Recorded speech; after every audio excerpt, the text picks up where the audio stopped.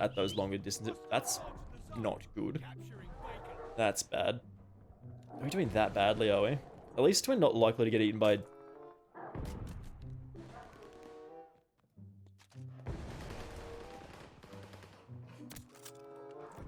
What?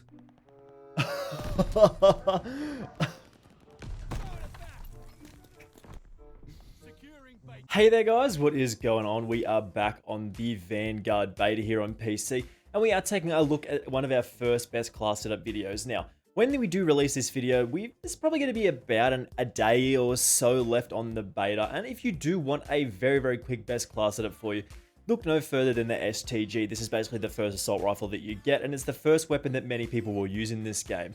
The best class setup for this thing is actually really all about balance. Making a well-balanced assault rifle is usually the right way to go, especially at the start of a Call of Duty game.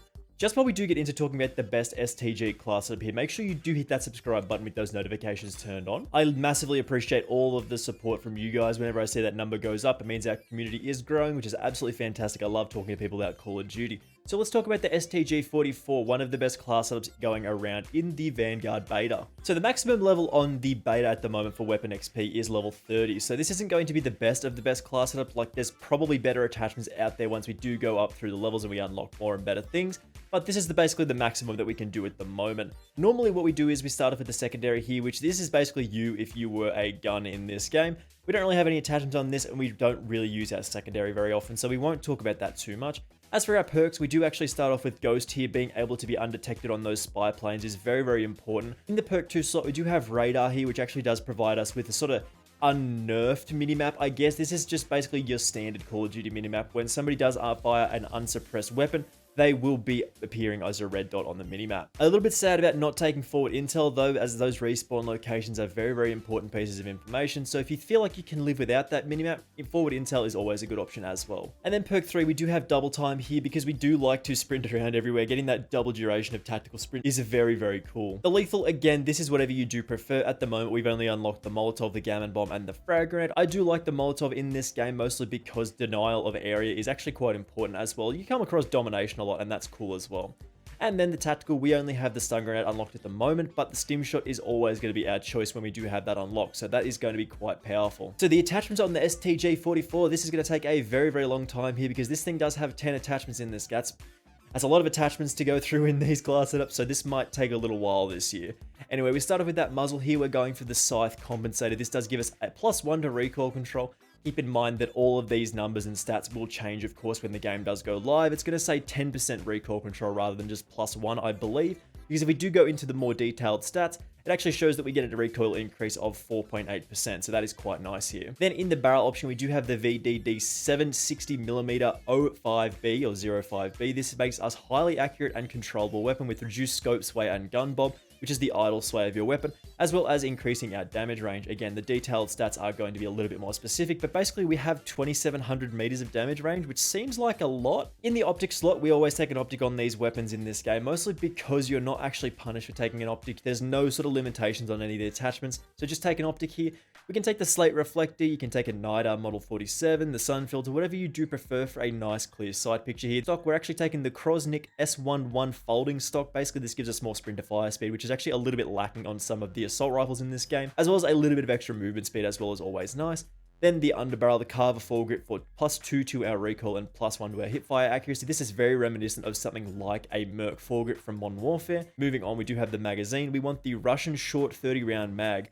This does give us an increase to our bullet velocity range, bullet penetration, and our damage. This actually allows us to get a 3-shot kill with this weapon at 41 damage per bullet, 100 health in this game rather than 150. Then the ammo type. This is a very interesting change this year. We actually get different ammo types. Of course, we can have a look through here. Hollow point, lengthen for more bullet velocity, incendiary, which is really goofy. That's going to be definitely interesting to try out. At the moment, we are just running that subsonic ammunition for no minimap ping when we are firing this, no enemy skulls when we do kill people, and the firing visibility to enemies is limited as well. So that is a very cool ammunition type.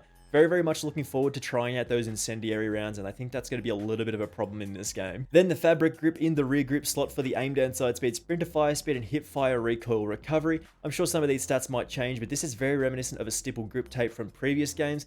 Stipple grip tape down here does recoil recovery, which is a little bit sad because I miss my boy, the stipple grip tape. Then we have the proficiency, which is pressure. This increases our reload speed when we are injured and getting those magazines in the gun very, very quickly where possible. And then the kit doesn't really matter too much as we actually can't unlock anything super interesting here. I'd probably go with either fully loaded or on hand once we do unlock more of these attachments. Alrighty, so we are on Hotel Royale in the... Hotel Royal, not Royale, that's... I don't know why I said that, but basically... We're in an interesting position here. This is a very hotly contested map at the moment, mostly because it's pretty close quarters, I'm not going to lie. I've actually been playing on the new map, the Eagle's Nest, that they did add to the beta, and that is absolutely insane. If you like close quarters action, like 10v10 or 12v12 on Eagle's Nest is one of the most chaotic experiences you will ever have. It's going to be this game's Nuketown. I can see people absolutely loving it, man, but basically, you just do not even get time to think at all, which is just... It's really goofy, but in the gameplays in the beta, we're not really super fast about doing really like, well, we're not going to start sweating or anything like that, but you can see there, we killed Carry Potter there, and that's all I really care about. Ooh. Yeah, we'll get the machine pistol. Oh, no, this is the rat. It's the rat. Get the rat, boys. Where did he... Ah, there he is. We got outplayed there. But yeah, basically with this thing, being able to get that 3-shot kill with this is actually really strong. Oh, boy. Okay, that was a little rough. I'm still missing my stim shot. Like, I just want to be able to heal myself after I do take some damage. It just makes you a little bit sad when I can't do that. And it actually throws off my muscle memory, which is amusing. Like, it's a little bit weird how that works. Like, I'll take some damage and then I'll immediately try and heal it up. But I'll throw a stun and they'll be like, oh yeah. I remember I don't have that. And yeah, it freaks me out a little bit and then I actually end up dying most of the time just trying to use a stim shot. Can't do it. But I do really like this map. I think the combat pacing, different modes in this game are actually really cool. I played on a game earlier that was... Oh god, what was it? It was... Gavutu 20v20, which was absolutely absurd. Like, that was absolutely ridiculous. Like, once you get in that spot, like the spot that we featured in a video yesterday, I believe. Once you get in that spot, you just absolutely mow people down, man. Check out that video if you've not already done so, because it's hilarious. That spot's so broken. Where are we looking? Check out that guy there. I was going to say immediately rotate around because I knew there was a guy behind me, but what are you going to do here? But I'm really digging this game. I think it is in a really good position to actually be one of the better Call of Duties. Like, I feel like it's got potential. I feel like there is some things that they still could iron out, like on the maps with the sun. Daytime maps, the sun's still, like, comically bright. I tweeted out yesterday. Make sure you go follow me on Twitter, by the way, because I'm absolutely hilarious on there. Sunglasses DLC, anyone? Like, the sunglasses, man. The sun. It's just ridiculous. There's somebody coming this way, I'm sure. Gonna be aggressive. There is nobody here. Meaning we're gonna get him on the flank? Where? Throw that so he can't come back. Get a quick reload. Oh, no. Bad timing. Bad positioning. I haven't seen anybody other than that Carry Potter guy, which is weird. Take out that guy there. This thing is just an absolute melt machine. I've seen people talking about the bar, and I try... Ooh. Run! Okay, we managed to get away. Yeah, I've seen people talking about the bar, and I've actually used it myself. See, no stim shot. No stim shot, stun grenade myself. Idiot. Anyway, as I was saying for the third time, I've seen people talking about the bar, and it is actually a fun weapon to use. I feel like it is good, as you can get a potential 2-shot kill, which is really strong. Very fast TTK. But it does fire quite slowly, so at those longer distances, it can actually be a little bit difficult for us to hit those shots. So it's one of those things where it's going to be a powerful weapon, but I'm not sure if it's going to be like top tier meta competitive or anything like that. Ooh, bad timing again. Mostly just because of that sort of time in between those bullets, and it can be a little bit tricky sometimes at those longer distances. That's not good. That's bad. Are we doing that badly, are we? At least we're not likely to get eaten by...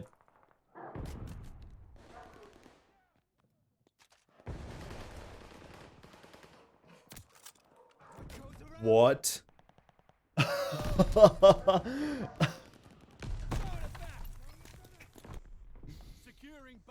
It's a beta. That is what beta do. You can't get mad at stuff like that. It is objectively hilarious. Like, I know it is frustrating when stuff like that happens, but I mean, that's super funny. Like, that is ridiculous. That is so funny. I don't like shooting the dogs. I'd actually almost rather have the dogs eat me than shoot them because they get so sad. They make sad sounds when you shoot them, which is bad. Oh boy, we gotta... is there a... this is not a good spot to be. We're gonna go this way. I have slid off this roof already. I've actually jumped off here by myself, killed myself, which is bad. I'm expecting somebody to be around this corner. I'll use this as a little bit of cover here. Nope. And we rotate back. Should be able to... where is he? There he is there. No! Oh, we got him. We killed him with a stun grenade. Very good. Put the field microphone there as a little bit of defense. Field microphone's not infallible in this game because of Ghost. You can actually be detected or undetectable on those field microphones when you do have Ghost, so a little sketchy. Cap the A, we'll rotate back to this side. That's where we're doing a lot of our work here. There's a guy over here. Yep, just heard those little tippy taps and I figured that there was a guy up there and he wasn't there anymore, so he had to be in one spot and that was where I guessed. I'll take that guy out. I think there's another guy coming. Look at the glide bomb, man. I think they actually might have updated this since I'd last talked about it. It's a little bit more maneuverable. It's not the best. Like, you still have to slap your mouse and your controller across the room to get the glide bomb to work, but I mean, it's not the worst anymore. I think it's a little bit easier to use. Rotate back. Sure there'll be a guy here somewhere. Nope. Spending a lot of time just rotating between positions, that's a lot of this map, really. No lethal or tactical, which is not ideal. Is that a guy? Is there an enemy just here? Maybe? There's gonna be a guy. Ooh, got him. Another one? Another one? No! Should be a guy here. Again, no guy here. Meaning we're gonna get him on the flank. Ooh. If there's nobody here, that means we can just, like, run behind them. Because they will think they're safe in these rooms. Yeah, if you don't actually touch the flag there, they will think they're safe, and then you can sort of get a couple of kills. Nice little flank on them. Oh, that's a teammate. A little bit rough. A little bit unfortunate. I'll put the field microphone on this desk here. On the basin. Unfortunate with the gas grenade timing, but, you know, we can still see. Yeah, I'm just going to keep peeking out of the bathroom here. Alright, we're going to move up. Onto the elevator shaft. We're going to go on a big goofy flank again. Hit that reload because we got time. Alright, similar again. We should be able to hit a nice flank here, hopefully. Nope, where... Okay, nobody here. Perfect. 10 enemies on the map, nobody in front of us. Where are the enemies?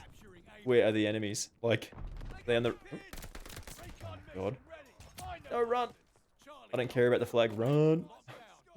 Get him on the flank, dude. Get him on the flank! No, he wasn't expecting... Ah! No! Alright, I think we're done here. I think we've done good enough. I mean, we're probably going to lose this game anyway, and I feel like the rest of this gameplay is just going to be me, like, gunning people down with the STG, and you've seen it. You know this thing's good. You probably already know this thing's good, so we are going to wrap it up here. Have our final thoughts on this thing in just a second here. So as you saw there, guys, the STG44 is a very, very powerful weapon in this game. If you've not tried it out yet, I'm sure you've tried this out by now, and you're looking for some decent attachments to throw on this thing. Look no further than this particular class setup, because this is a lot of fun to run around with. Again, just a quick little video, of course, in the Vanguard Beta, if you are looking for more Vanguard content when that does drop, or even Cold War content still when we do move into Season 6. Make sure you do hit that subscribe button with those notifications turned on. Absolutely fantastic when that little number grows. I absolutely love it when more people join our community, and hopefully I will see you in the next video. Bye!